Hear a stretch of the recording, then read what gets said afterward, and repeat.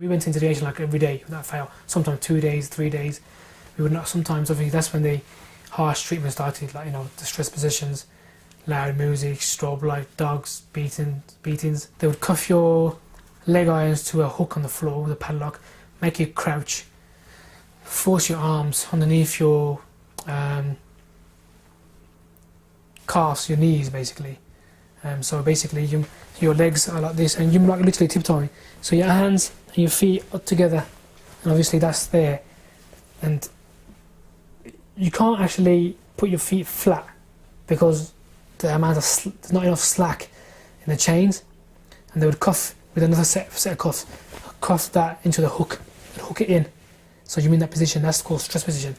And sometimes they would leave you that in 2.5 days, probably 3 days. At the same time they would have the loud music, which the rooms are very small, and the loud music would be extremely loud. That sometimes, when you're in pain, if you actually take your mind off the pain, it kind of eases the pain.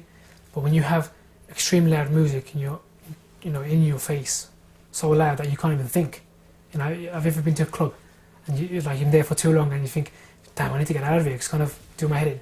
And that's the situation you are put in, because for the first maybe like 4 or 5 hours it's just music, but later on the music turns into a screaming noise and banging and just like scratching noises, and all you can hear is like individual instruments banging away, and eventually it doesn't become music anymore, it just becomes like horrendously annoying. Do you know what kind and frustrating. Of music it was? First of all, it was an Eminem. They're playing Eminem to us on the first instant, and they obviously realised it wasn't working.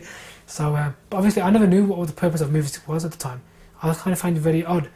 When they first played it, and I thought, why have they put music on? And especially they put Eminem. I thought it was an error. It was probably for the soldiers. They've got, they listen to it in the spare time. They've just pressed it by mistake, and they've gone. But after like 6 hours or 7 hours or a day, it becomes extremely painful to your head.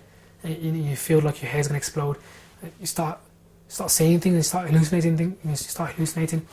The pain becomes unbearable, and I think the psychological part of it is much worse than the physical, because physical, you can always recover from physical pain. Bruise, broken arm, it will always heal no matter what. When you're scarred psychologically, once you've gone crazy, it's very rare someone who goes mad that comes back to normality. It's literally, it's a miracle. If it happens, it's a miracle.